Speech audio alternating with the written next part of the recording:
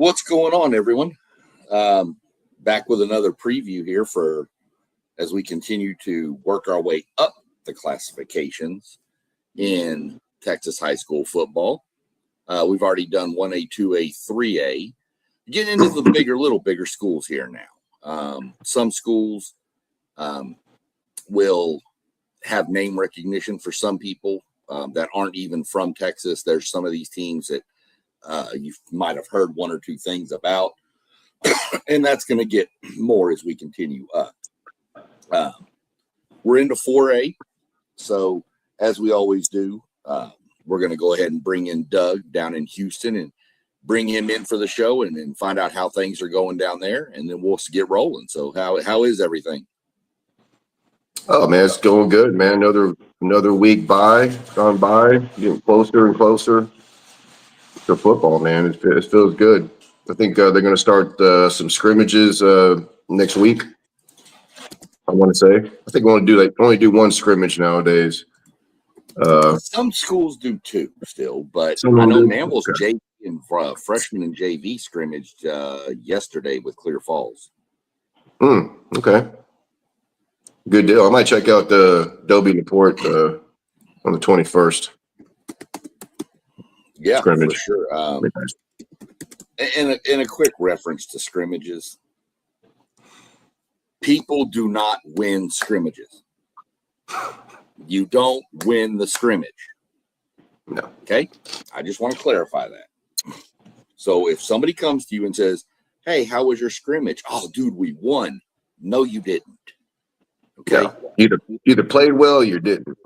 Yeah, you either, hey, we learned some stuff or whatever. I mean, nobody's really going full speed. The only scrimmage I'll say I ever went to that was some competitive stuff was Manville Katy a few years back, when those two had a scrimmage that you could have counted as a game.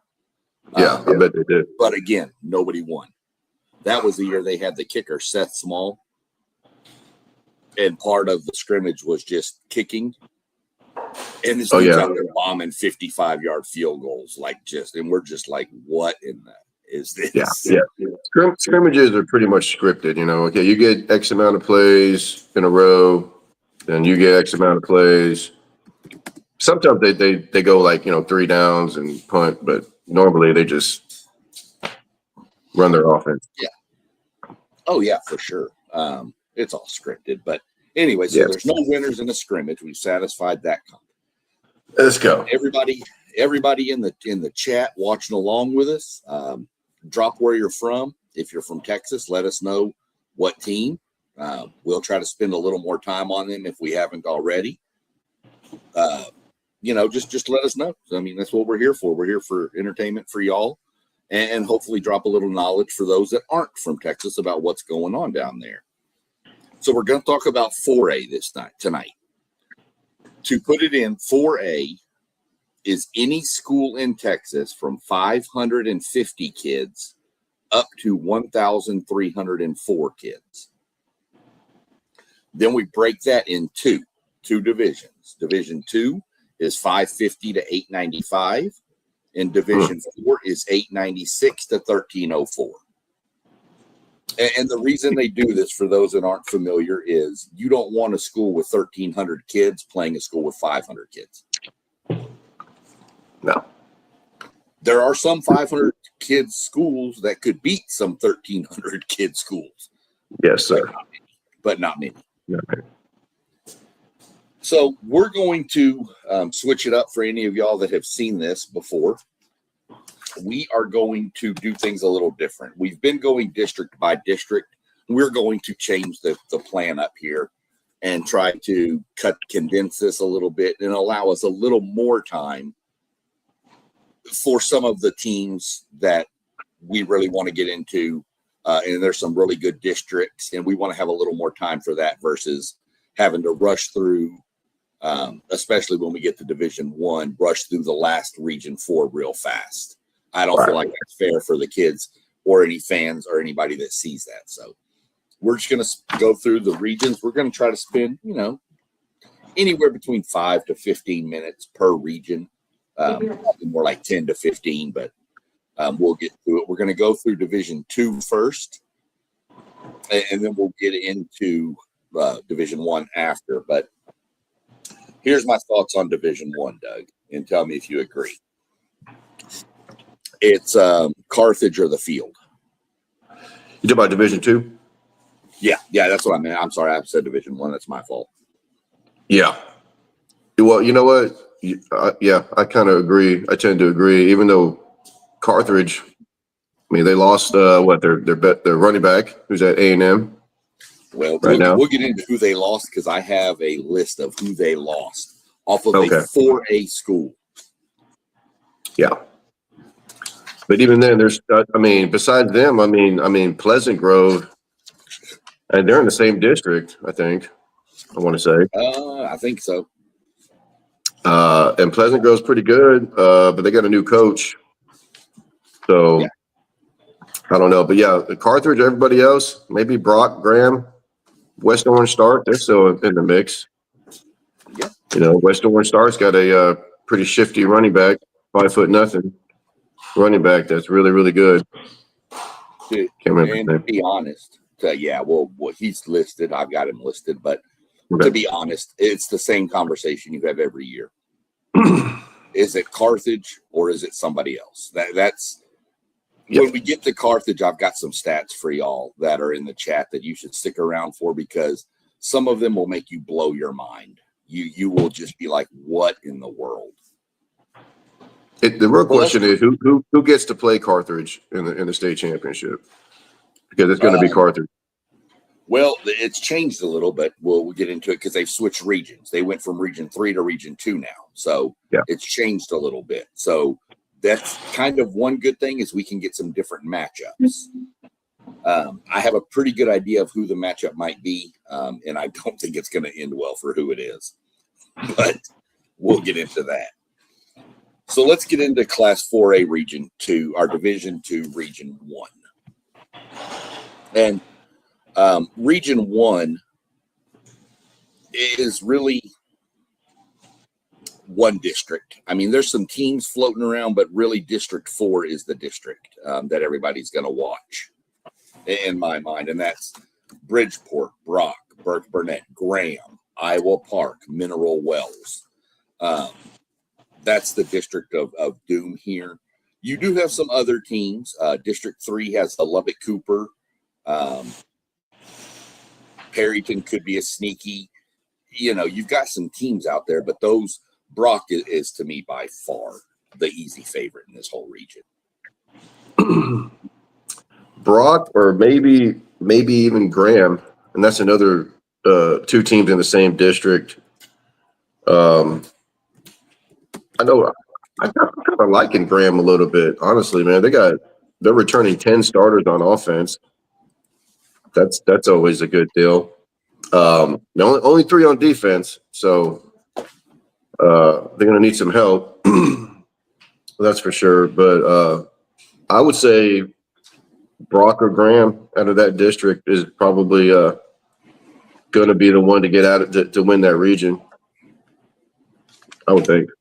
I can't see anybody. Seminole, I don't know. My minimal Wells. My teams to watch go Brock, Lubbock Cooper, Graham, and Seminole were the 4 teams that I labeled as teams to watch coming out of this region. With Mineral Wells as a sleeper. Mm-hmm. Mineral Wells, pretty good squad. And they're in the same district as Brock and Graham. Yes. Yeah. But they can. I fully expect it. Go ahead. But there's a good chance they can see each other in the region finals, though, right? In that district, yeah. Well, you could have. Let's just throw Graham, Brock, Mineral Wells. Let's just throw Iowa Park in there. They could all meet in the regional semis. Well, yeah, the regional semis. Mm-hmm. I think it's going to be a rematch. It's going to be Oh, I think so too. Yeah, it'll be a rematch for sure. I pretty think much so. think Region 1 is going to come down to Brock and Graham in my mind.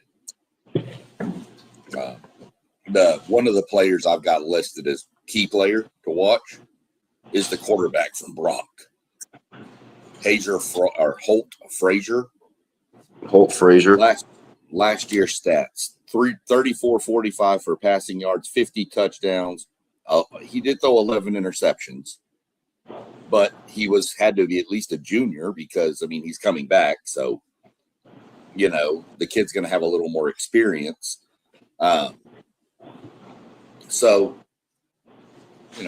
Brock is a team, if you ever watch them, Brock likes to play physical.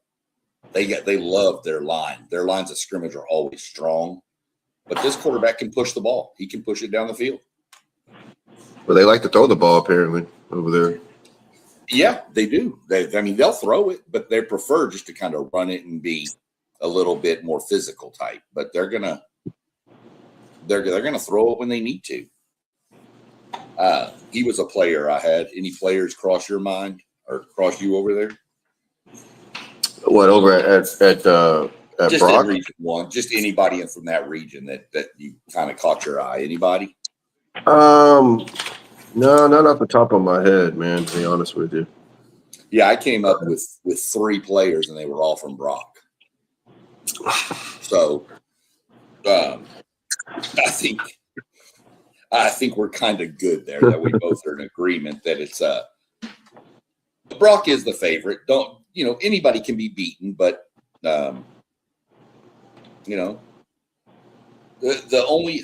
the reason I throw Seminole in there is, I mean, they were a 3rd round playoff team last year, and they have they have a lot of speed.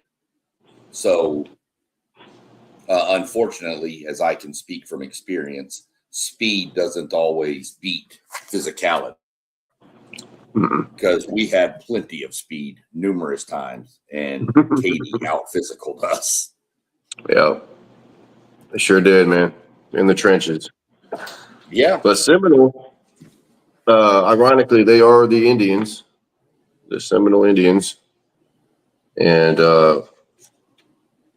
went 9-4 last year, but they're only returning 4 guys on both sides of the ball. So that's going to be pretty tough. But they do have a good athlete, Buda Guerrera. 4'5", he runs about a 4'5". He's not very big, 5'8", 5'9", 155 pounds. But you're right. They do have speed, man. If I see 4'4", I see a lot of 4'4s on that list. They've got their speed over there. Yeah. I mean, that is smoke, bro. That's really fast, actually. I mean, they got linebackers running 4.8s. I mean, yeah. I mean, I just think there's some challengers, but I think that it would be a wild upset for Brock to lose, in my mind. It would have to be an upset. I wouldn't necessarily call it as much of an upset if, say, it was Brock and Graham, and say Brock beat him in the regular season and Graham gets him in the playoffs. We've seen that happen numerous times. So I wouldn't be as much surprised by that, but it would still be a surprise. And if anybody outside of that district wins the region, it would be an upset. Yeah, absolutely. Yeah. So I'm kind of pulling for Graham, but I think they're going to have to outscore some people because their defense is not returning much. No, Graham's a proud program. I'd have to go back and look, but I think Mineral Wells might have won state 7-on-7 too. No kidding. I have to go look at that. I know it was somebody weird who won it, but for some reason it's stuck and I haven't looked it up. But I'll have to try to look into that. But I think we're Brock, and I think we're on a consensus is that's pretty much where we're going to go. They're the favorite. It'd be a shock if they didn't. Right. So now, I don't know any other way to put this except for let's move into Region 2. And there's 4 districts. There's District 5, 6, 7, and 8, but really there's 1. Yeah, it's 8. Yeah, it's Definitely District 8. Give me your thoughts on Definitely. District 8. Well, I mean, okay, it's obviously Carthage is going to be there. Texas, Pleasant Grove, and Gilmer. Man, Gilmer's they got good tradition at Gilmer, man. Yeah. I don't know much about Longview, Spring Hill, Pittsburgh, and you got Center too. But really, I mean, I think it's top heavy with Carthage and Pleasant Grove. But really, it's just Carthage, man. I mean, again, Pleasant Grove. They got a new coach. Their JV went 9-0 last year, which is going to help them. But I mean, what can you do against this Carthage team and this coach Surratt? And I got to ask you, Sean, how is this coach Surratt? How is he still there? I mean, what are they paying this guy in Carthage, man? I mean, he's paid well. Let's be real, but he loves it there, man. He loves it there. It's East Texas, little bitty town. Where can he go in Carthage that almost everything he wants in Carthage is handed to him on a silver platter, if it's not a gold platter by this point. Well, the man runs the town. Let's just be real. Well, 100%. But I mean, like, has what's that school out there, man? The not Longview, not Longview, but Lufkin. Lufkin's not that far from them, right? Well, no, neither is Longview, really. Neither is Longview's got a good coach out there. Yeah, already. I mean, any of the Tyler schools. Or Marshall. Marshall's not calling this guy. That's a 6A town, ain't it? I think they did probably try to call, but he had his son there last year. That's true, yeah. Why nobody called this year? I don't know. I've mentioned it numerous times when people start talking about teams like Texas State, UTSA, Rice. Mm-hmm. I'm like, why aren't you calling this guy? Right. I mean, Jeff Traylor left Gilmer, and he's done well at UTSA. Yep. Scott Surratt used to beat the hell out of Gilmer, and he's still in high school. So there's something there, man, that's keeping him there for sure. Well, he just loved it. I think you're right. He just loves it there. Some just love it in where they're at. And when you've built what he's built, it's hard to walk away. And I said to everybody in the chat to hang tight for some stats on Carthage that would blow your mind. So we were just talking about Scott Surratt, the head coach. Scott Surratt has won 11 state championships at Carthage, all at Carthage. Scott Surratt has lost 8 playoff games. To put that in perspective, to win state in Texas, you must win 6 playoff football games. Yep. So he has won 66 playoff games just with those 11 state titles. That's not counting any other playoff wins. He is 66-8 in state championships versus playoff losses. So 11 state championships and 8 losses. That's insane. That's ridiculous. Wow. And they've gone at least probably 3 or 4 rounds deep every year in the playoffs. So he's getting 3 or 4 more wins every year. It's bad. The other stat that blew my mind, and I sent this to you, there's something like, what did I say, 131-4 over the last 9 seasons or something, 11 seasons, something like that. Yeah. 4 games. They lost 4 games. They've lost 4 games. Okay, which teams beat what 4 losses were they? Right. One was Gilmer. Right. One was Pleasant Grove. Okay. One was another team we're going to talk about in this region. It was Sunnyvale. Sunnyvale beat them. Okay. And I don't know who the fourth one was. The fourth one was either Indiana Hoosiers last year, or it might have been the Seattle Seahawks. Because those might have been about the only other two teams that could have beat Carthage. So in this region, it's pretty much Carthage. I mean, Pleasant Grove. What do you think of Sunnyvale though? Sunnyvale, they're returning 8-5, 8 on offense, 5 on defense. They went 11-2 last year. Mm-hmm. Do they have any chance, Sean? They have a huge chance.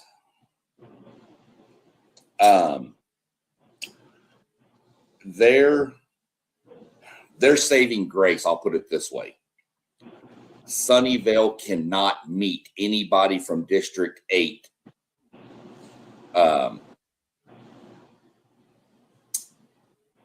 till the playoffs, of course, but I think it's like the second round.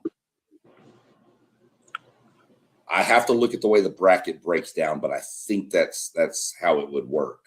Because Sunnyvale is in District. They're in 7. Yeah. Oh, they're in 7? Okay, okay. Then that's wrong on my part because they would match up with them. Oh, wow. The first round by district. But the difference with it is if they win their district and Carthage wins their districts, they're probably on opposite sides. So if they win their district, which they probably will. They'll win that district. Yeah. Sunnyvale's not going to be challenged, and that's my concern. That is the weakest district in this region. I know all of those teams. All of those teams are up from where I'm from, Commerce area. They're all from right up there. They're all terrible. They're terrible. Well, hopefully Sunnyvale is scheduled up non-district, man. Hopefully they're playing somebody. Yeah, I'd have to go look at their schedule, but listen to this. This is a 4A school we're talking about. I mentioned the enrollment. Their enrollment's going to be between 550 and 8 something. 8 something, yeah. Okay. So you're talking about, we'll say that they have 700 kids in the school. On a school of that size, this is what they did with the football players off last year's team. KJ Edwards, running back, Texas A&M. DeQuavius Beck, linebacker, Texas A&M. Carson Crawford, linebacker/edge, Colorado. Yep. Emayan Henderson, wide receiver, Mississippi State. And then Jeremiah Jones went to Texas Wesleyan, which is NAIA. And the quarterback decided to go to Texas A&M Texarkana to play golf. To play golf. Yep. Got to swing. Hey, okay. He's good in golf. I think he was led Carthage to the state championship in golf. The kid's just a winner, man. Yeah, no kidding. I'm about to say, man. I mean, he's just a winner. For a school of that, there are 6A schools that don't put 5 kids into football. There are 4 kids in Division I. There's plenty of them. That's pretty insane, man. Like per capita, per household, that is insane, dude. Right. You ain't supposed to do that. Right. So you're talking, these are just the football ones. That's not counting anybody that went off to play basketball or track or anything else. So you're saying out of 700 kids, you're saying out of every one at the school, 1 out of every 125 kids is going to go to Division I. That's insane. That is insane. But coaches around the state are also starting to realize, hey, this Scott Surratt guy probably knows what he's doing. Maybe we should go look at some of that talent. So I mean, are these home? I mean, these kids from? I'm sure they're all from East Texas. they're all from out in East Texas, pretty much. Some transfer, they do. Parents Yeah. move. Parents, yeah. I mean, because moving from Not everybody can play at Lufkin and Longview, right. So my kid's not playing at Lufkin and Longview, but he's really talented. So I'm going to take a job at the Stop and Go in Carthage, and my son's going to. And then he goes on. So shout out to Stop and Go employees, y'all. Well, you know what? There is a gas station in Carthage. I drove by there plenty of times. They have a big old sign up there, Title Town. It's got all the state championships and stuff, bro. It's pretty neat, man. I can't believe they have Titletown up and Alito hadn't thrown a fit about it, because that was Alito's tag. Yeah, well, what are they going to say? Alito even had the TV show about it. You don't remember that, Titletown? Yeah, I do. Titletown, yeah. Yeah. Crazy kids over there in Alito. This is far and away. It's Carthage's district to lose. Don't sleep on Pleasant. Pleasant Grove is a squad, okay? The only problem I have putting Pleasant Grove up there right now is they're going through a coaching change. Yeah. Coach Gibson had been there forever. And now it is a smart thing. They turned it over to the defensive coordinator, which is smart when you have a good program. You just hire from within. Yep. So that's my concern there. But I think Pleasant Grove is going to probably be the second best team in that region. Maybe Sunnyvale. It's kind of a catch. Behind Carthage, all the teams are kind of clustered. Well, Pleasant Grove got 2 state championships underneath their belt, man. That's pretty good. They do. Quarterback Yancey, 39 touchdown passes last year. Yep. That's not bad. Yancey. Yep. Yeah, Colt Yancey. Yeah. Yeah. 39 touchdowns, only 5 interceptions. Tell you this about Carthage real quick before we move on from Carthage. They're very young. They're very young. They lost a lot last year. So if you're going to get Carthage, this is the year I think you can get them. But you better get them early, because you don't want them late, because they'll have it figured out by then. Gilmer is in the mix here, of course. All the people up here from Columbus, where I am in Ohio. This should be, if you don't watch Texas high school football, this should be your de facto team, because it's the only team in Texas called the Buckeyes. The Buckeyes. And no, they are not silver and scarlet or whatever. They're orange and black. Yeah. So and they're usually pretty good. They went 4-7 last year, but they were turning 9-8 on offense and defense. Yeah. And they're a proud program, so I think they're gonna have a good year this year. They've always been good. They're a proud traditional program. They've beaten Carthage before. They met Carthage in a state championship game a few years ago when they were in different regions. Boy, Carthage lost the state championship game. No, they got into Carthage. No, I'm about to say they're 11-0. They got into it though. They had beaten Carthage, beat Gilmer, but Gilmer beat Carthage in the regular season non-district. They met in the state championship game, and I'm running this through memory, so I might have the matchup. But I know they met in the state championship game, and Gilmer jumped out 14-0 on them, and the final score was 77-14.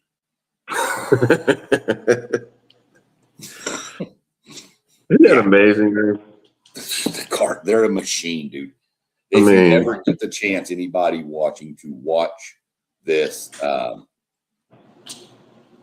Carthage team, man, just do yourself a favor and do it. I got to go respond to this. So Gilmer's going to be good. Who else you got up there? Anybody else catch your eye? Any players?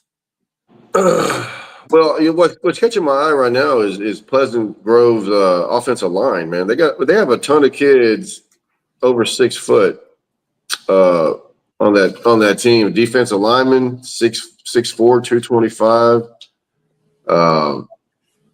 Offense, they got 3 offensive linemen over 6 foot. So I kind of like that, man. I'm a trenches kind of guy. But Pleasant Grove, I mean, I think if they can, of course they're going to make the playoffs, man. But they're going to end up having to play Carthage again at some time. But Yeah. besides that, I mean, as far as players, and no, that's about it. I mean, who's the running back now at Carthage? Since KJ's killing it over there at A&M. Like Ready for literally this? running over people. I thought that was an AI video at first. There's no way. No, I don't know who the running back's going to be. I'm not going to lie. I thought it was that this guy's a DB and a wide receiver, but it's JD Edwards is their next player. JD Edwards. Yeah. Yeah, and I'm not 100%. I'm not 100% sold that he's related to KJ yet. I haven't delved into that yet because I didn't worry about it. Did you mention your Ishmael Carter boy or Ishmael Kamara? Ishmael Kamara? That's that huge offensive lineman from Gilmer. Oh, yeah, dude. He's going to Texas, buddy. Yeah, 170 pancake blocks, 0 sacks allowed, 4-star prospect. Yeah. And all 5 starters are back on that offensive line. Wow. Quick little shout out here to Artistically Incredible, who has been following and jumping in a bunch of different shows we do here with WTP Sports. Appreciate it, Artistic. Love the support. Said UIL and transfer rules make no sense. Yeah. No, they don't really. Some kids they let transfer in play. Some kids they don't. I mean, I know it's more science. I know there's a system in place, but it's more here lately. It just seems like they get together, they find the closest coin, and they just flip it and see what happens. That's just what it's coming down to. And I wish it would just stop. Isn't it really the coaches though that are making a fuss about it? Like because if the coaches didn't say nothing about it, the UIL probably wouldn't either. Yeah. Well, and there's a form, a PAPF form that you have to submit if you transfer. And the coaches, I think the transferring, the coach you're leaving from has to fill that out. One of the coaches has to fill it out. And if the district votes against that, so it must be the coach you're at. And if anybody in the district votes against it, it can get denied. And then you go to the UIL, and then who knows what happens there. Right. So the rules, the way it's done, nobody really understands it. I mean, I'm sure the coaches and athletic directors do. Don't get me wrong. I'm not saying they don't know but the general fan, you and I, Artistically Incredible, who mentioned it in the chat, we don't know what the whole back thing is on this. I mean, in college football, God, that's a terrible, but at least we know that during this window you can transfer. Here, right. It's open season. And something needs to get done because I don't like the direction we're going with this transfer and all this talking about doing NIL money in Texas. I do not like that. Yeah. I don't want that. I hate it for the kids not being able to earn money. I hate it. Yeah. But you're taking away security. It's getting hard to keep up with these transfers, though, man, because I swear, South Houston had a defensive tackle, I think last name Muhammad, committed to Michigan, right? I swear I saw 3 publications. It showed he was at Pasadena Memorial, South Houston, and now it says he's at Shadow Creek. I don't know where the kid is. Well, Bear Alexander, who's on Oregon, I think's defensive line. He went to 4 high schools in Texas in 4 years. And So how do they let that happen? College. How do they let that happen? But then they deny Nussenmeyer, John Meredith, whatever the third. It's like. Well, okay. So we're going to get into this real quick, and we're going to move on. No, hold on. I'll give you this one. So artistically, you are 100% correct. That is why he is in Louisiana, because they did not allow him to play at Denton Ryan. Now, when your transfer is denied, you have 2 options. Sit out. Obviously 3 now. Move to a whole different state. Or go back to your original school. Yeah. Those are your options. So here's your deal. I'm going to use Bear Alexander in this one. And I'm not saying there was nothing shady going on, because we all know there was. Bear Alexander, mother got a position at such and such high school after his freshman year. After his sophomore year, she got a job at DeSoto High School. So they moved. After that, all of a sudden, Denton Ryan said, hey, we have an opening. We'd like to hire you. And she moved. That's how he pulled it off. Big different parent moves.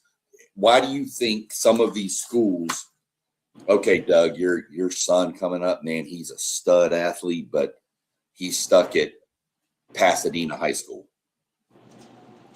And then all of a sudden, Kirk Martin walks in and he's like, Doug, I could use a special teams coordinator. Would you like to come? Yeah. Sure. So you move, and now your kid goes to Manville. Right. So that's how that happens. But it's just kind of one of those things. I mean, nobody really understands it. Nobody knows what's going on with it. I hate the direction it's going, but I'm not in charge of it. And I'm still going to love Texas high school football, because they're still going to, if this stuff starts going bad, it's going to be the big schools that are affected by it the most. Yeah, that's for sure. As far as if Texas doesn't offer NIL and other states do, the big schools will be off. But in the long run, if Texas does offer NIL, it's going to do nothing but screw the small schools, because all those kids are going to be trying to get into the big schools. Yeah. And there's a lot of talent in those 3 and 4A schools, man. Yeah. A ton. I mean, we had a 6-man program put 3 kids in college last year, Doug. Yeah. Service academies, too, like good kids. And that's going to just destroy those programs. Yeah. And that's what I'm afraid of, and that's what I don't want to see, because your programs like Gordon, Mart. Yep. I'm just trying to run off some other smaller Brock, your Brocks of the world, your Refurio, Shiners, Cuero, all them 2A, 3A schools, 1A schools. They're all going to be decimated by NIL if it ever happens in Texas. And I think it'll just ruin the purity. Of Friday Night Lights that is Texas high school football. Yeah. Okay, that's our rant for the night. Artistically, stop trying to cause trouble. I'm just all right. Region 3. Yeah, let's get to the region not named Carthage. Region 3. This is getting down into your neck of the woods. That's right, man. West Orange Stark, man. Yes. This is District 10 is the equivalent of District 8 in Region 2, except District 10 might be better. And they got, West Orange Stark, Silsby. Hampshire. There might be another rematch. We might be looking at another rematch in this region, man. Yeah. 2 districts in the same district. They're probably going to end up playing again. Oh, so far I'm almost looking at rematches in the regional final from all the Brock district, the Carthage district, and this district. But there's a few teams that could throw a wrench into this. Really, there's probably not. Probably not, man. But let's talk about Athens, though, man. Okay. Athens went 11-3 last year. They're not returning anybody on offense. Maybe two kids, 6 on defense. Yep. According to Dave, the freshman and JV combined went 16-2, so that should help. They'll probably win their district, but no, man, it's going to be West Orange, Stark, or Silsbee probably. See, I don't think so. No. There's a couple of teams that I see that could throw a wrench into this. Jack Yates? Anybody? Well, right. Jack Yates is going to be really good. Yeah. You better watch Jack Yates. They are loaded. But Lamarck. Oh, yeah. They're returning everybody, man. They got their quarterback, running back. Right. They got a linebacker that's a FBS kid. I think Anthony James. They're starting to get some athletes again over there in Lamarck, man. Yeah, I know. They transfer between Texas City and Lamarck back and forth.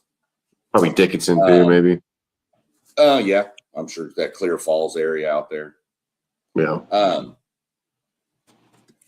But outside of West Orange Stark, who we'll get into in a second, which we already know is they are the defending state runner-up, dude. They are right there. Mm-hmm. Belleville's good.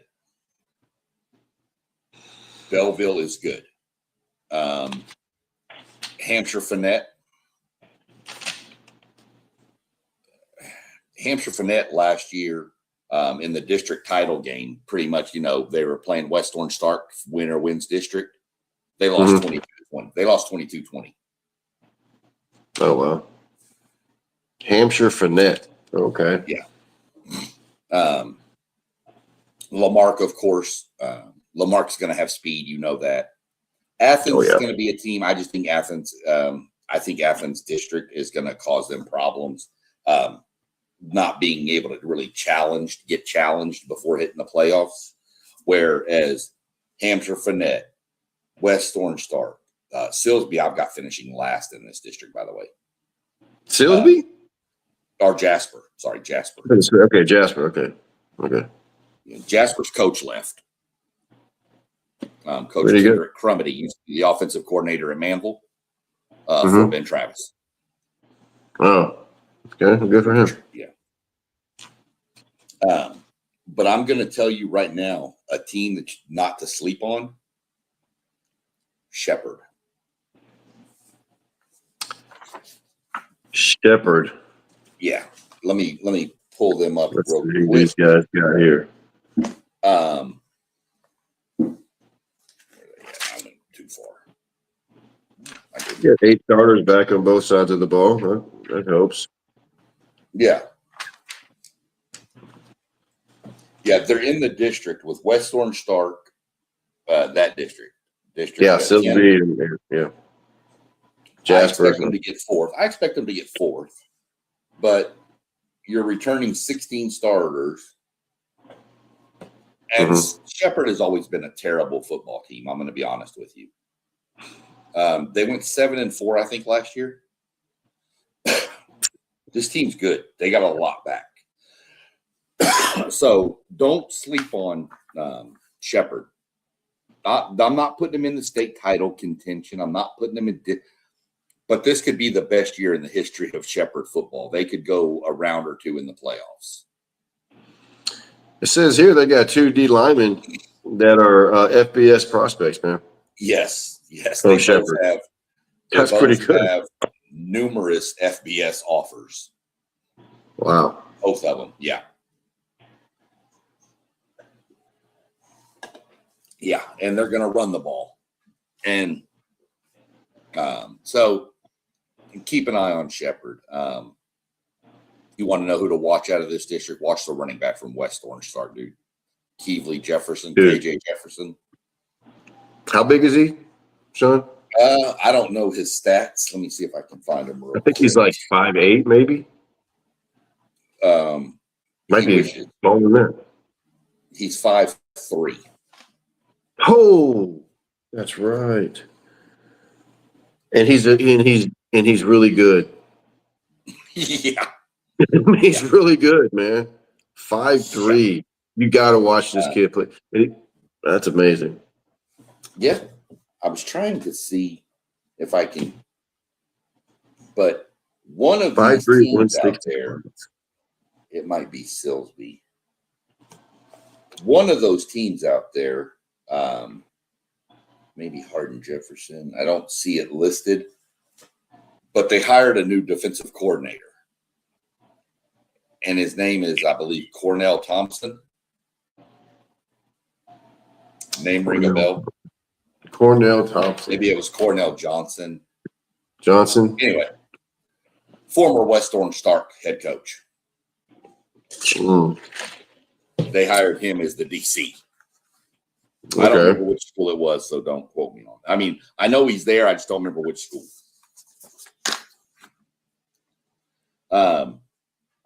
Dude, it's West Orange Starks district. I'm going to tell you I'm going to tell you a game to watch. Lamarck and Hitchcock. Hitchcock's moving up from 3A, but dude, they always have athletes.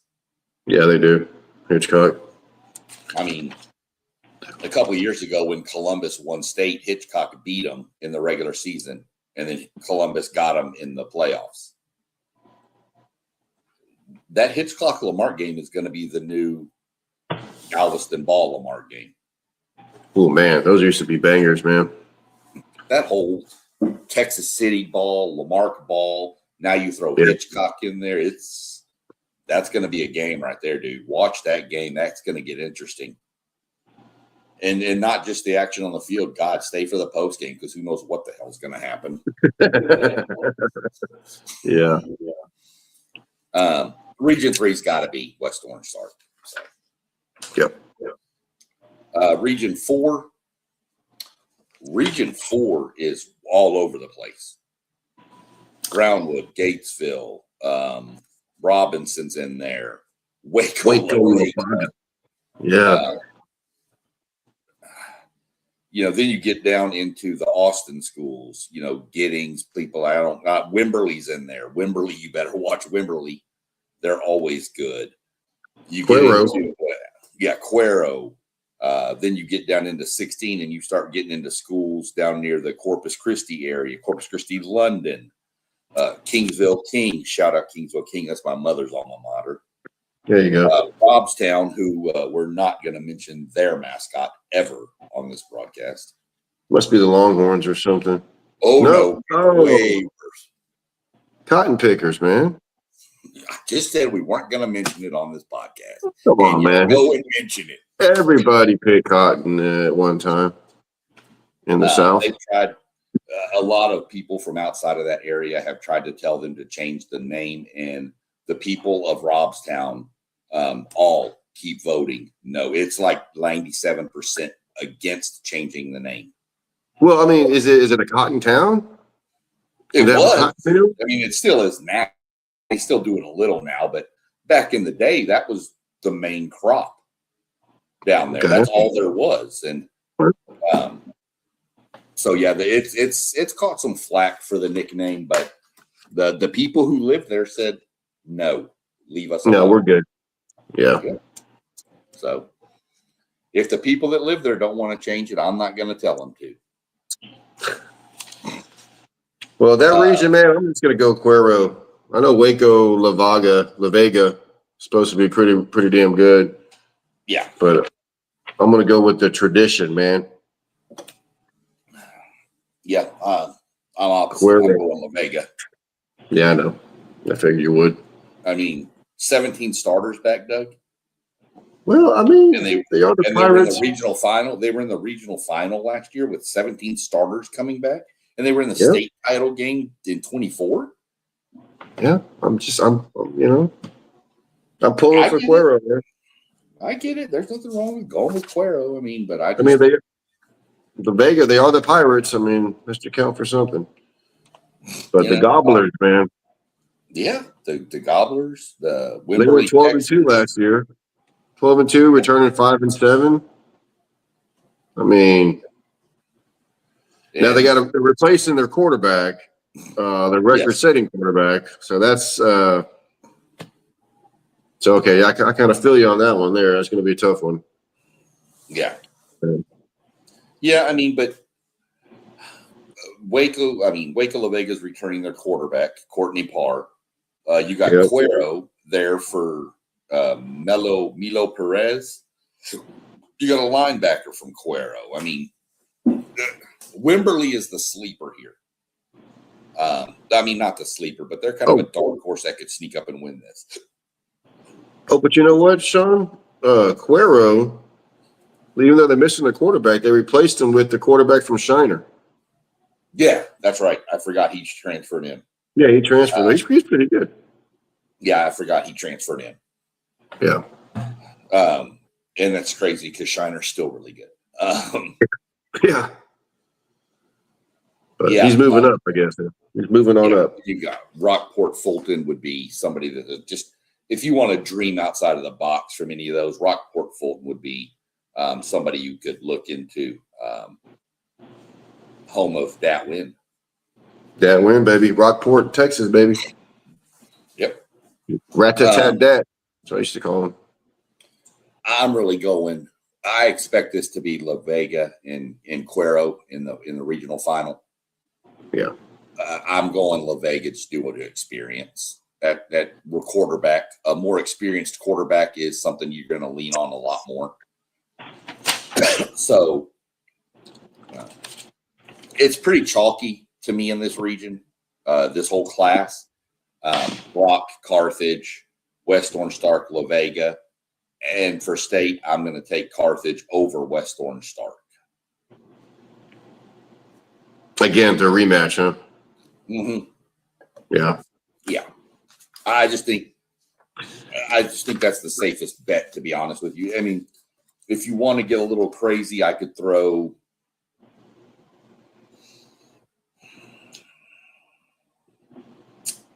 a Hampshire Finette instead of West Orange Stark. I could see that. But I honestly think your state championship game is going to come out of District 8 and District 10. Yeah. That's just what I see. It's probably going to be 8 again. But. Possibly, but I mean, I'm not going to sleep on District 10 either. Mm-mm. I mean, those are the two districts right there that you want to watch. And now we get to regional. Now let's go to Division 1. Are you going to? Who are you got? No. As I say, let's go to Division 1 now, right? Yeah, Division 1 had some weird movement with realignment also. Yeah. I think that's going to be. We'll get into that when we get to Region 3 because I just think that's a weird alignment they've got. That is true. Sinton won the region last year, but they moved. No. West Orange Stark, won Region 4. Sinton won Region 4, yes, but they moved down to 3A.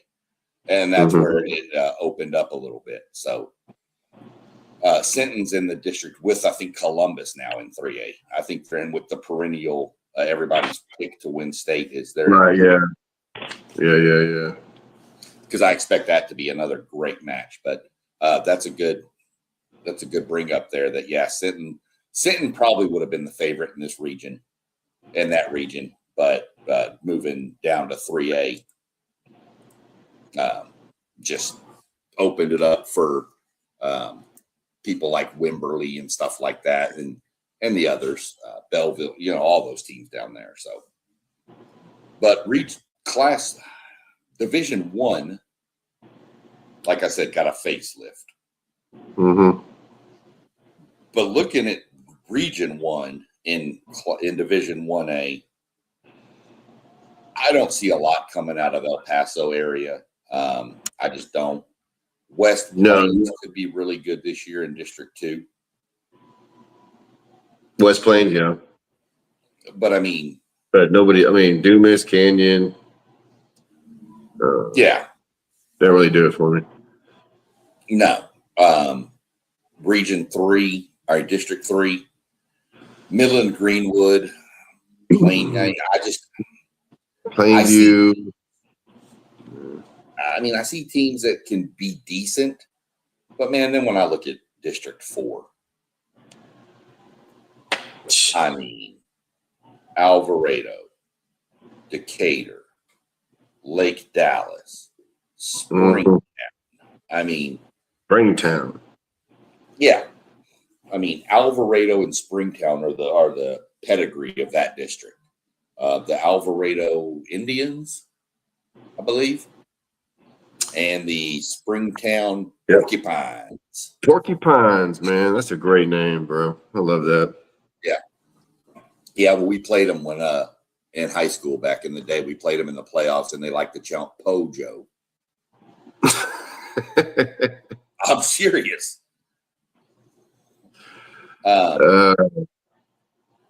Yeah. Well, they're good. I think they're favored to win that district. Yeah. Who, Alvarado? Alvarado is, yeah. No. I think Springtown, but Decatur too is supposed to be pretty darn good.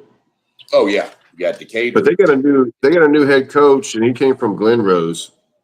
Yes, who the coach from Glen Rose a couple years ago almost beat Carthage in the state semifinal.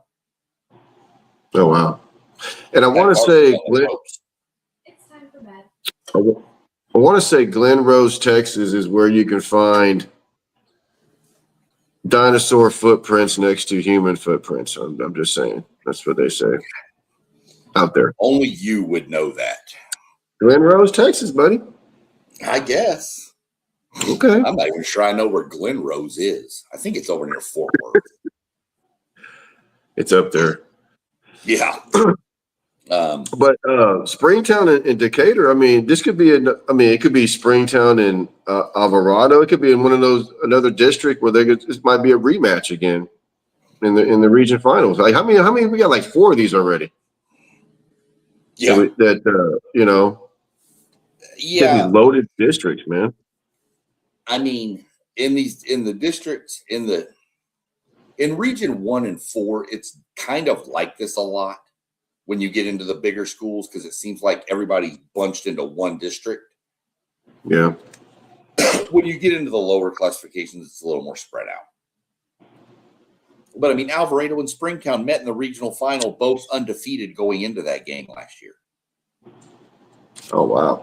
They were in different districts, and Alvarado, it wasn't pretty. Alvarado beat them 64-13 in a regional final. Both undefeated teams? Yeah, damn. Both undefeated. And then Alvarado, of course, moved on, and then Salina smashed them. Yeah.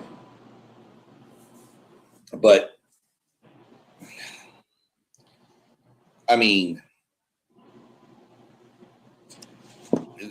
Alvarado has the best player in the district, in my mind. KJ Jenkins. He came in last year and started for the first time. And I did some digging into him. These are just some performances that he had. These aren't total stats or nothing. 7 touchdowns and 447 passing yards against Lake Worth. In the game I mentioned against Springtown, in our regional final against an undefeated team, he went for 343 passing yards and 3 touchdowns. Good Lord. He completed 77% of his passes against Springtown. So you bring back the best player in the district, in my mind. But, Kane Hill from Springtown's a returning quarterback too. Yeah. Yeah, and then Springtown's JV went 10-0 last year. Last year. Yeah. So. Yeah. But then you've got a defensive end, Zion Brown from Alvarado. In that same Springtown game, he put 3 sacks on the board himself. And he's back. So I think you're definitely running through District 4, obviously. Yeah. My region is going Aledo, Springtown, probably Canyon, West Plains, just because I think their offense is going to be really neat and electric.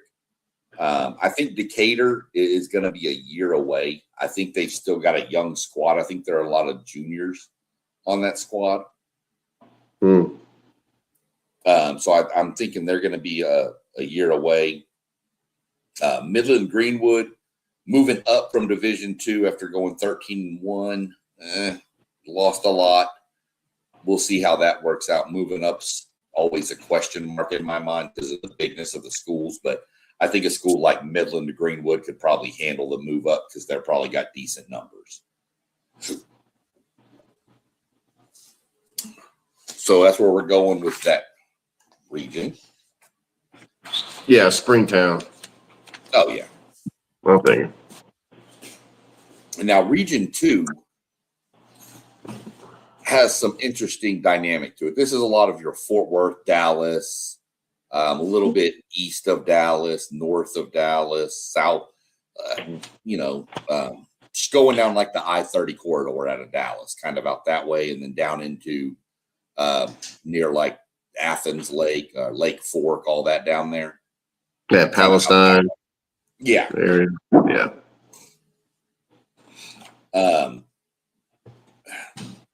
I don't see anything coming out of District 5 here. District 6, I mean, you've got Dallas Carter. This ain't the Dallas Carter of old. No. Dallas Lincoln, Dallas Kimball, they all used to be. All right. They're the basketball schools, I think. But right. Yeah. Wilmer Hutchins is in there.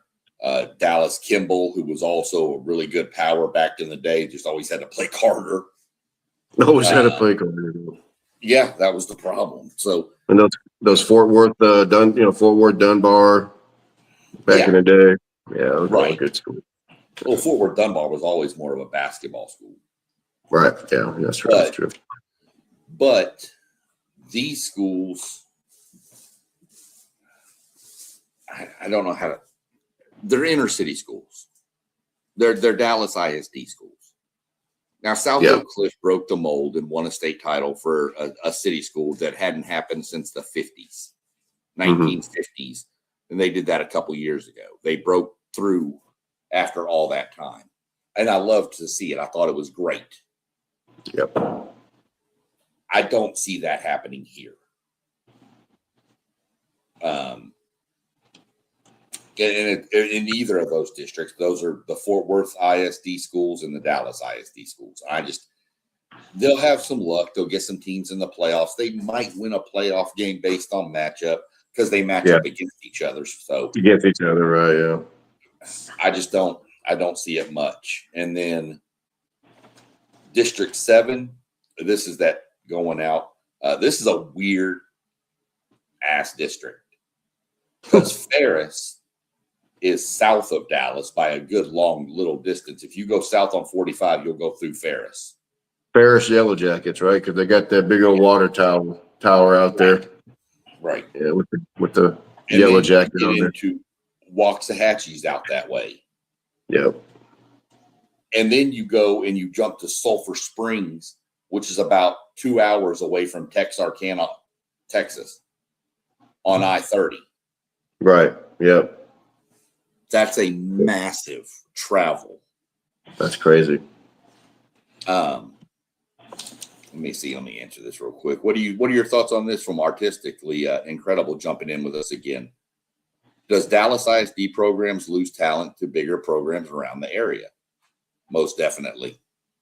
DeSoto, Duncanville, Cedar Hill, Sock, South Oak Cliff. Yeah, you name it, man. That Cedar Hill TLC or whatever, they're getting kids. They're getting kids too, yeah. You know, a lot of them don't really wind up at your Allens or your South Lake Carols or anything like that, but they hit that I-20 corridor, that Cedar Hill, DeSoto, Duncanville corridor right there, all three in a row. They hit that and they'll move down there quickly. Yes, 100%. Yeah. Some of them will go down in class to go get with a different program near the area, like the Cedar Hill TLC. Or when we were doing 3A, we had that Dallas A+ Life or whatever that was in the district, not with Commerce, but with Gunter. They'll go to those schools that are down there. So, yeah, they definitely do lose some talent. I don't think they lose as much talent as you would think it would be, but they lose some for sure. They lose players that could probably get them at least one or maybe even two playoff wins.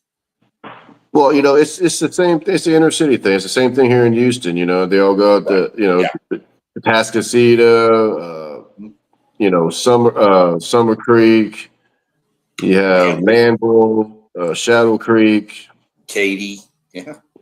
Yeah, I mean, and I'll be honest. When I was out in Manville, we had some kids from the inner city, from Houston. Sure did. From Humble, too. Well, but kids from Houston ISD. Yeah. And a lot of times it's the parents saying, I need my kid out of this. I want them in a better chance. 100%. So they move man. to the stuff. That's a lot of what you get. It's not necessarily the kids leaving to go play ball somewhere better. Trust me, where his parents want him to grow up, that has a part of it. But a lot of it is, I need out of the hood. I don't know another way to phrase it. That's how it was phrased to me by parents that were doing it. Mm-hmm. So that has a lot to do with it. And that's why a lot of these new schools in the suburb, man, they're just like that. They're good. Yeah. They're real good. Remember when they opened up Hightower? They were good just like that. Same thing with Manville. Shadow Creek obviously went to a state championship like their first or second year. First. Of varsity play. Because back in the day, Dallas and Houston, they had all the talent in the state of Texas. Well, right. And then it started opening up. You had South Lake Carroll opens. Like I said, I remember when South Lake 3A high school in Texas. Right. You had schools like Katy. They were opening. They were starting to get bigger. People were moving out there, and all of a sudden it just exploded. Look at Permian. Go watch Friday Night Lights. Right. That's it. And during the oil booms, wherever it was booming, where everybody went. So, yeah, that is a part of it artistically for sure.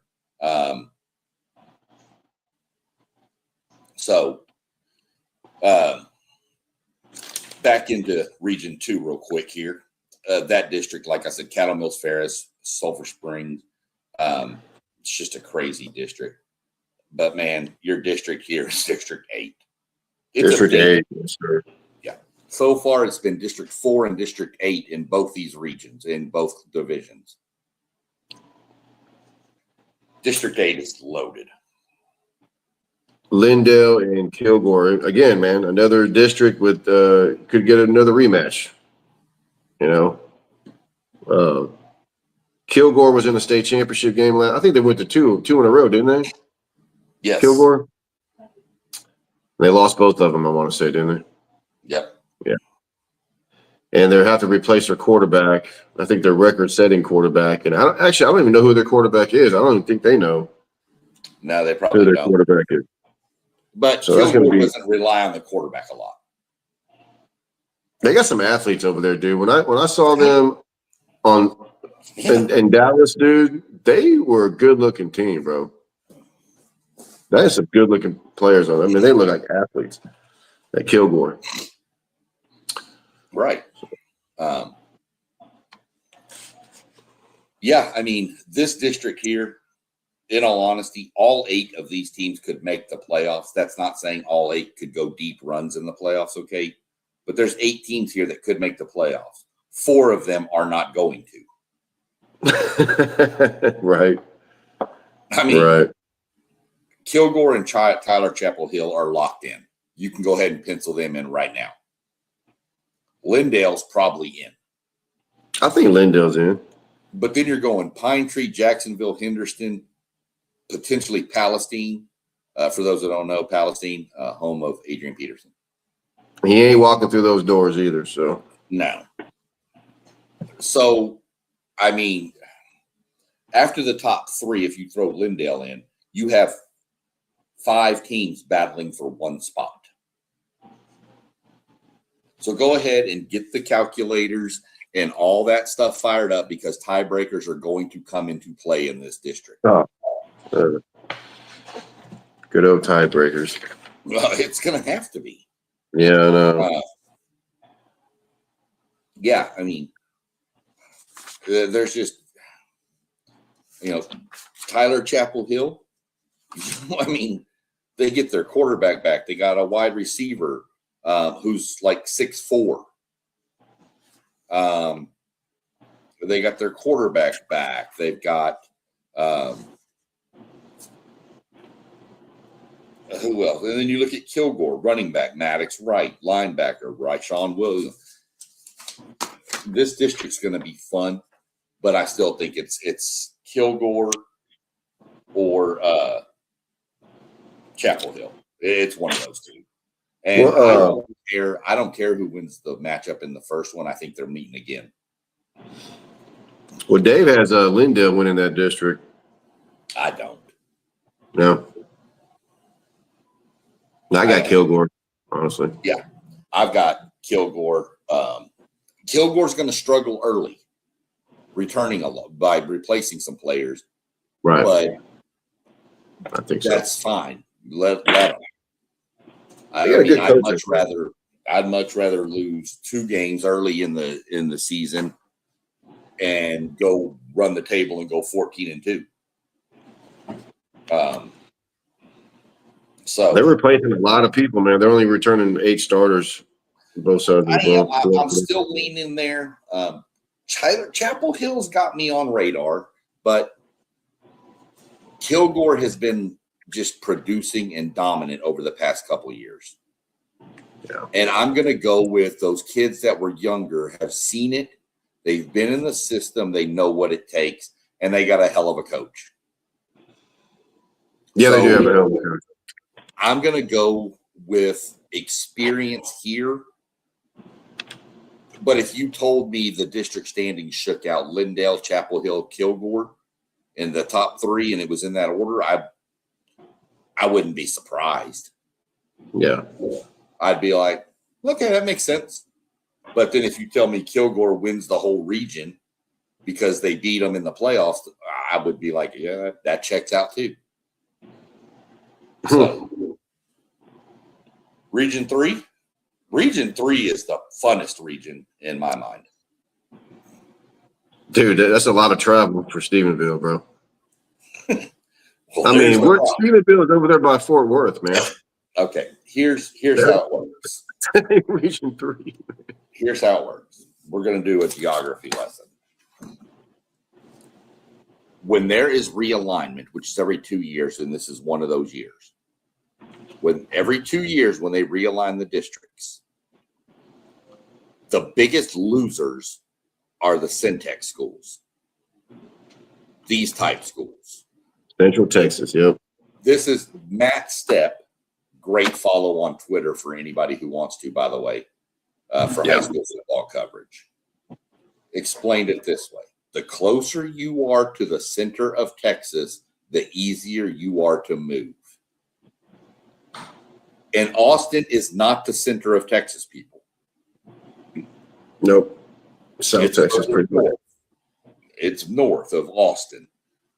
And so the closer you are to that dot right in the center of Texas, you can go north, south, east, or west. Wherever they need you to go, you're going to go. This was the story that I heard Matt Stepp say about this. The coach from Stephenville, when they were in Birdville ISD for the alignment, and that's where all the coaches go and they get their packet from the UIL. You go to your region and you look for your name and you get it. Stephenville went to their region they've been in for every year. Yeah. And their assistant came over to he's like, they forgot to put us in a district, coach. We don't have a packet. And one of the other coaches from Region 3 said, "You're on Region 3's table." They were like, "What?" And that's where they went and found out. Region 3 is Houston, pretty much, bro. Region 3 is I mean, Golden Triangle. Houston. Yeah, Houston. Golden Triangle. Houston. Depending on the classification, I guess. Yeah, down south. You go in Matagorda, the bay out there. But then you're going to damn Central Texas. I mean, Wow. I want to see what the travel is from Bay City to Stephenville Oh my God. or from Bridge City, which is way out there, to Stephenville, or even maybe Lampasas Yeah. Burn it. and Gerald. I mean, China Spring. There's some travel in this district, in this region. So this region, I mean, the toughest Stephenville. district has to be Stephenville's district, I think. I'm not as sold on this toughest district as I am some of the others, but I think it is. Isn't old Burnett down there where the Shipleys are from? Yep. I That's thought. right. Burn it, Texas, man. You're right. Yeah. And that quarterback went to A&M, didn't he? Yeah. Don't even remember his name now. What's his name, dude? He threw all the touchdown passes to Jordan Shipley over there. They broke records, man, in 3A. There was 3A back then. Yeah. Wasn't Bucky Richardson. That was before then. No.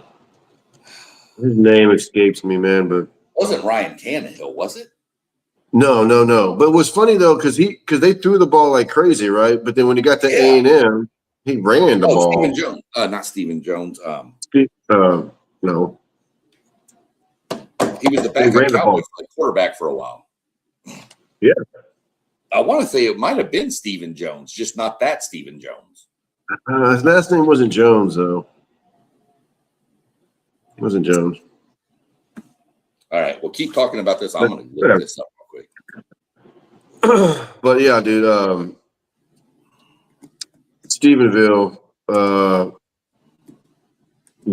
think they're the only ones, man. I mean, maybe Navasota. I like Navasota, honestly. But District 11 4A with Navasota, Bay City, Sealy, El Campo, that's not a bad district, man. No. You know, the Rice Birds at El Campo. They got a great name. But Navasota, I think they're the only ones that can probably hang with. I don't think they're going to hang with Stephenville, but I mean, they got a quarterback coming back with 41 touchdown passes, and I thought Navasota was a running team. It used to Last be. time I ever. Yeah, okay. They must have changed you it. say that, but back then, they had the all-time leading receiver for a while in Trendavian Dixon. Okay, that's probably the last time they were really good. But Stephenville. Oh yeah, Stephen McGee. Yeah, that's right, dude. Yeah. They broke records in 3A throwing the ball. And he went to A&M and just started running the ball, running option. Yeah. Dennis Franchione, probably. Don't, please move on. Okay. But Stephenville, who they got coming back? They got 7 on. Okay, they got 14 starters coming back. They got a quarterback, Trot Jordan. It's an interesting name, Trot. I want to say, is he committed somewhere? Oh no. That's the Smith and Valley. That's the Smith and Valley kid. Never mind. Stephenville, man, and they play in that. They got a new stadium out there, man. They play in the Art Briles stadium out there in Stephenville, Texas, which is over there, just outside of Fort Worth. What was that? They got Tarleton State out there, Stephenville, A little bit southwest. Southwest. Ranch Town, yeah, I think, right? Is what you said? Oh, yeah, huge. Huge ranch town. 45 passing touchdowns, 4 interceptions last year for Trot Jordan. Wow. Went for 32-41 passing yards. The running back going into the state championship game had 1,617 yards. And then they got a wide receiver, by the way, too, who had 945 receiving yards, 14 touchdowns. Mm. Oh, and now they have another wide receiver, too, who has 912 receiving yards. Well, you know what's funny, man? Stevensville, they've been pitching the ball around since the early 90s, Sean. Oh, yeah. When everybody else was running the ball and everything. Yeah, he was an NS. Kendall. And Kendall Briles was there with his daddy. Art Briles. What's the kid's name? Went to Auburn, went to the Stidham. Oh, yeah. That was a stud, man. Yeah. He really was. So it's good. But Stephenville is the favorite in the whole state. Okay, we're just going to classify that. I am telling everybody, if you want to watch somebody that's going to just make your jaw drop, I want you to go tune in to Bay City, the Black Cats, and I want you to watch Camarion Wiggins.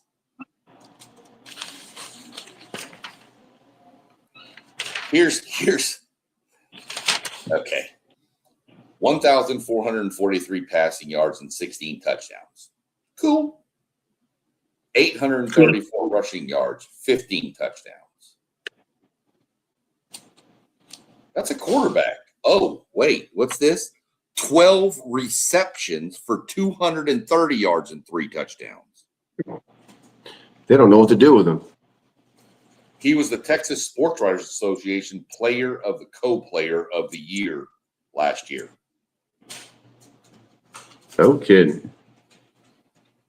I'm telling you, you want to watch somebody that is like a video game character, there he is. Who else is rolling their damn quarterback out at wide receiver? Bay City, apparently. Yeah. Bay City Black Cats.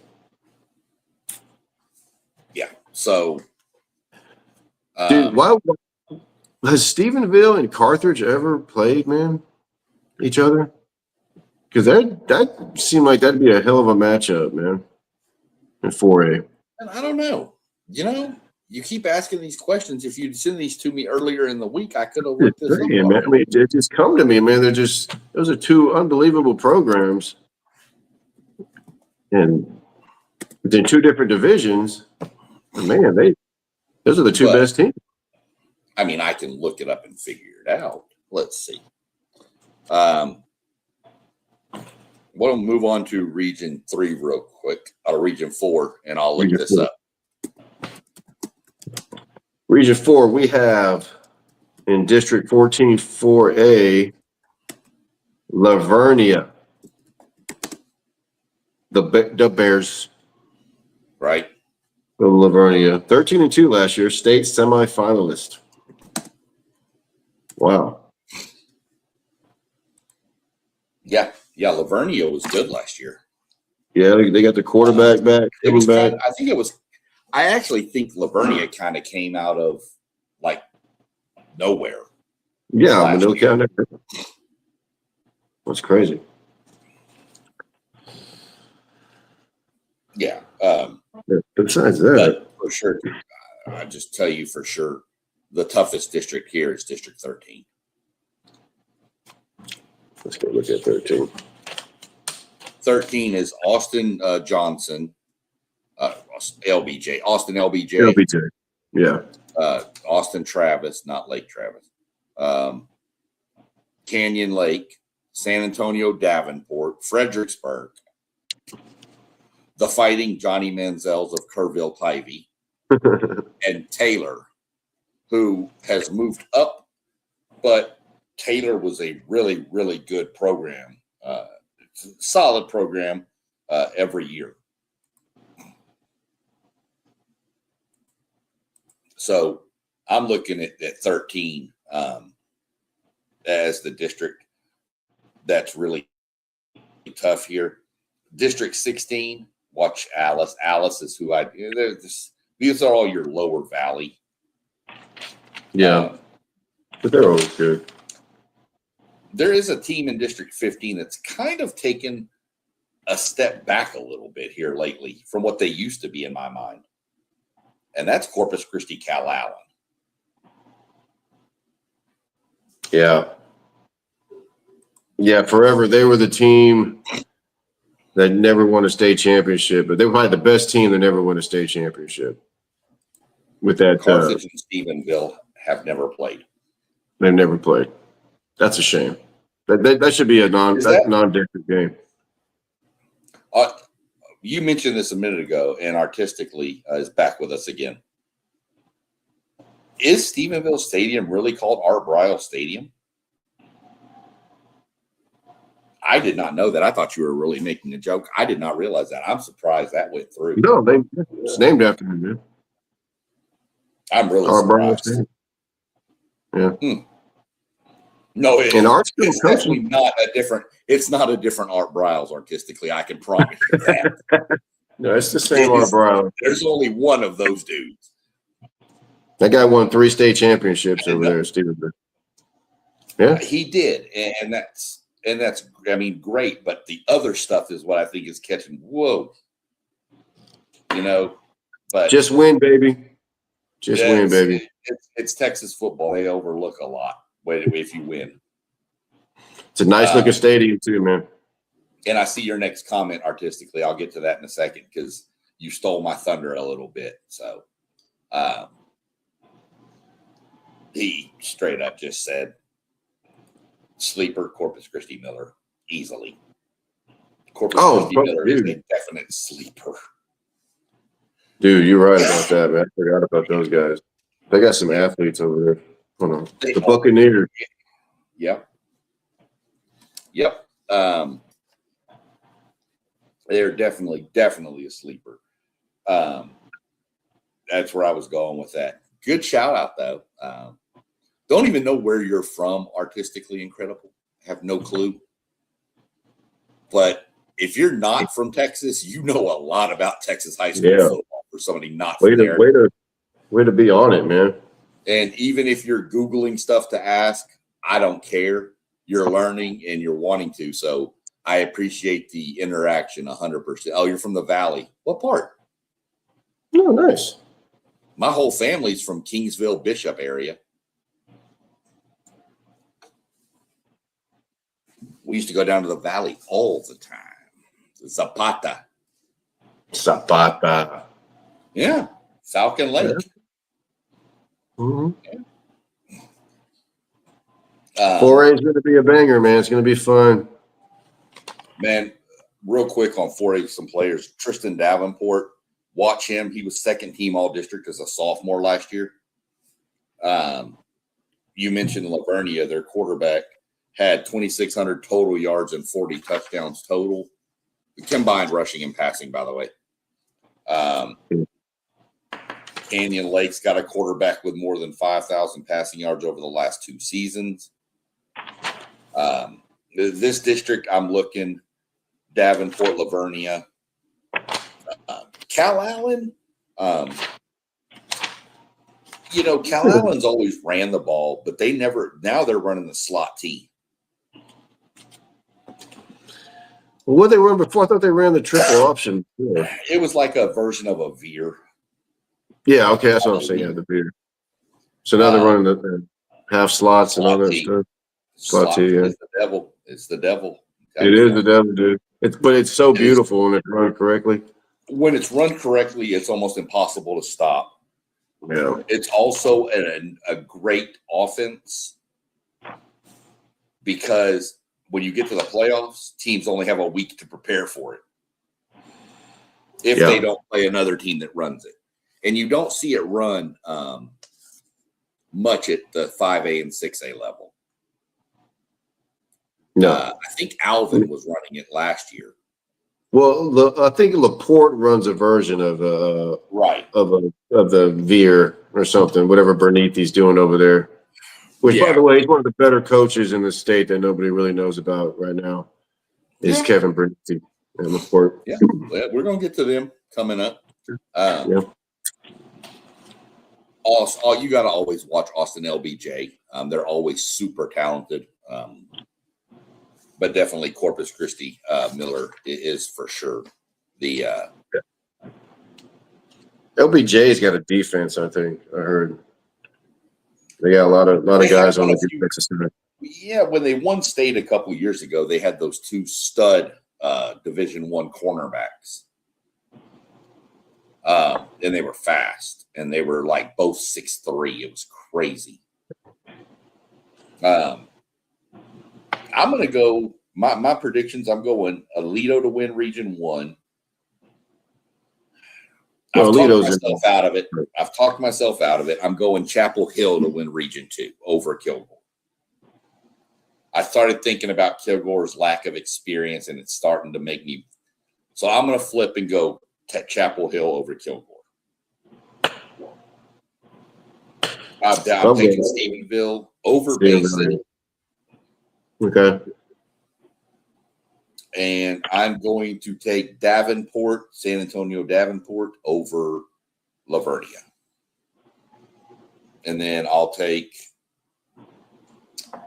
the state championship game. Give me Stephenville over Alvarado. Ooh, okay. Yep. Okay. I got Stephenville winning it all, but people come here for bold predictions. There's your bold predictions. Yeah, Alvarado's going to make the state championship game. Sean, how did we push this to the max again, man? Hour and a half. How did we do that? Hour and a half's about right. Hour and a half I can deal with because they're all going to be about hour and a half. I didn't want to get to the point that we've been at recently, where hour 45 sprint for the last. It's like an hour 50, and we've got 9 minutes to finish a whole region, and I didn't want to do that. Yeah. This gives us this puts in some wiggle room for Artistically Incredible and others that may pop into the chat to give us a chance to stop and hit their questions or their thoughts. Like Corpus Christi Miller could be a sleeper. Good point. Things like that. It builds that in because even if we wouldn't have had if we wouldn't have had the questions and the back and forth from Artistically here, we'd have been done in about an hour 15. Yeah, and thank you Artistically for joining us, man. That's some good stuff right there, bro. It gives us a chance to interact a little bit. It kind of builds in a little buffer. If we go to 2 hours, but because we're talking and responding to people's chats, then that's fine. But getting to that time and having to race through and not give the schools, because it's always Region 4 we end with, not giving those Region 4 schools some notice is wrong in my mind. Those guys, yes, they're from down in the valley, and they don't get as much coverage as the other schools do in the Dallases and Houstons and Austins. But those dudes are out there in this weather still practicing like dogs to do what they can for their school and their town. So they need some support too. We practically did a whole show on 6-man when we first started this. We did 6-man and then 1A, or 1A and 2A. Yeah, 1A and 2A. We spent most of the time on 6-man, which is good though, man. They deserve it. Well, yeah, and people don't know about it as much. And 2A Exactly. was a little bit easier to get through because it's a lot more settled, I think, with who's who and who's the best. You got your shiners and all that there. So what's the 5A preview, man? That's going to be really good. That's when we get into some out of state matchups. Yeah, one in particular that I think ESPN is going to be all over. Well, let's get this real quick first before we do that. Artistically, Miller was good at the 5A level, very good at the 5A level. I think Miller made a state championship game or a state semifinal one year. Yeah. I kind of remember that. They had that quarterback down there, and I can't think of his name, but I want to say he's at TSU. Yeah, he might be. I'll have to look and see, but he was down there, and he may have graduated by now, but he was super good. He was running all over the place. He was, good Lord, he was Mr. Everything. Mm-hmm.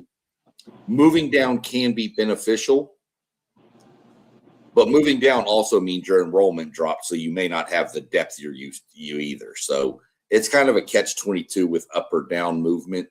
Manville was really, really good back in the day in 4A. Mm-hmm. And then moved up to 6A. But that's because they started 6A, and Manville's numbers moved them to 5A technically, but then they went to 6A. And so we got into 5A, and we held our own, but I can remember we played North Shore in the non-district, and I was like, we were up 28-0 on North Shore, and I was like, this ain't nothing. And then North Shore rattled off 56 points in a row, and I was like, okay, this is something. Bro, we were at that game. Yeah, I know. Me and you went to that game. You were shocked too. You were like, what? And then they just started running outside stretch right, outside stretch left, outside stretch right, outside. I don't remember that running back's name. And that's when North Shore didn't have a quarterback. They had those running quarterbacks. Yeah. All the time. They just gave. They had a running back though, Chris. Something. Yeah, they did have a running back, and he ran for like 500 yards on us. And I remember that, dude. It was like 28-0 at halftime or something like that. Mm-hmm. That was insane. And North Shore came back. Yeah, I remember that game. I don't know. Was Irv with us? I don't know if Irv was with us in that game. Was Irv with us? He might have been, but it was. I remember because my train of thought, you mentioned Irv, threw me off. I can remember being like, we've got to get stronger on the lines. And then I turn around and we do, and we were good that year. Oh yeah. But we still have a winning record over North Shore in all time. Pretty good. And that's possible artistically. There are some schools, especially when you get down there, Corpus Christi, if there was a lot of schools in 4A, but not as many in 5, or more in 5A and not as many in 4A where they should have been, they'd just opt up to be in 5A, but they were still crushing everybody in 5A. So this could help them. Miller's going to be good. Miller's going to have athletes. So we'll see how that plays out over the long haul. It's a really tough region for them to be in. And either way, even if they could win that region, they're going to run into Stephenville, and good luck. So that's just all I can tell you about that. But next week, going to do kind of the same thing. Going to do kind of this, same way we did this. Doug's going to bring up some exciting out-of-state games next week that involve 5A programs. We're no 6As yet. We'll do them next. Nope. But the 5A schools that are some, and we're not going to cover every out-of-state matchup. That 5A. No, anyways. We're going to pick the schools that are good, that look like good matchups. And then we'll do the same thing with 6A the following week. And then we will start getting into the regular season after that, and we'll come up with a game plan for that. I can tell you the weekend of September 4th, I won't be able to be on. I'll be traveling that weekend. So we'll have to, and I think that's the opening weekend of football season for Texas high school, but I have to travel that weekend. I've already got it booked and planned, so I have to. Okay. But I can maybe work something out that maybe one of the other guys can jump on and throw the link and kind of let you go through some scores and stuff for a little while. We'll talk about that off screen, but next week we got 5A, following week 6A, and then definitely stay tuned because we do have some stuff planned for the actual season and then deep.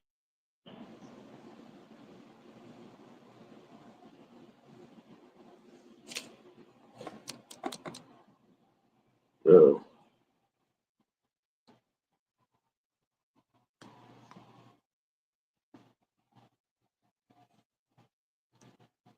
Oh, Sean.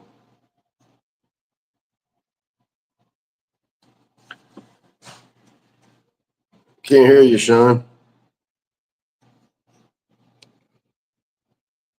Think froze up, buddy. I don't know what happened.